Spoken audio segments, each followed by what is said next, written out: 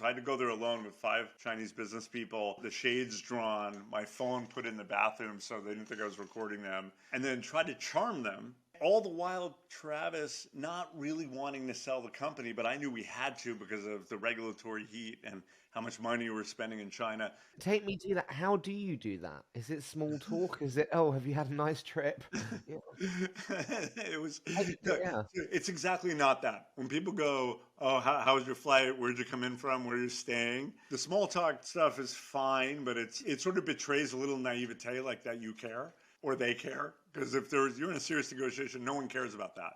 They just care about like what you're trying to do. It was more about trying to build some trust. The woman on their side who was my counterpart, Jean Liu, was fierce. A fierce operator. Like, I put her toe to toe to me as like anyone I've ever seen from a business and negotiation standpoint. And so one of the ways I built trust with Jean Liu was say, hey, I'd be interested to hear your perspective. We were in this competitive battle here. Here's how I saw it. What did you see? Something that wasn't sort of central to the negotiation, but try to establish a rapport about how both of us saw the same incident so differently.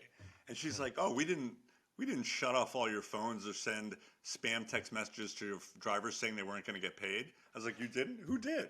And then we'd have a joke about like, well, who was trying to sabotage both of us? And it was a little bit of that and it took me 4 days of going to that dark hotel room until she allowed me to bring one of my colleagues to at least take notes so that I wasn't overmanned here. It was that kind of rapport that started it. So rapport matters. What do you think got them over the line on that deal? Besides the industrial logic, I really believe that it was mine and Jean Liu's relationship.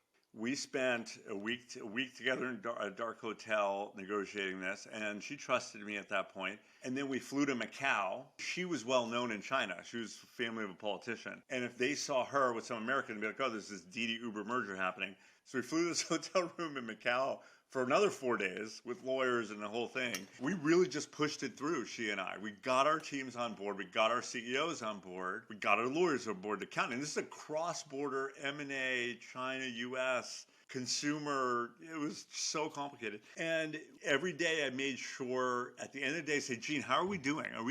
How are you and me? Did I say anything that you didn't like, that you thought was wrong? Let's clear it out. Sort of like a marriage. Before you go to bed, you clear your air. We cleared our air every day. And then we closed the deal, and I remember she asked me to go to dinner the day after the deal closed, and she's like, I heard you were such a tough negotiator. I was like, I am tough, aren't I? She said, no, but you're fair.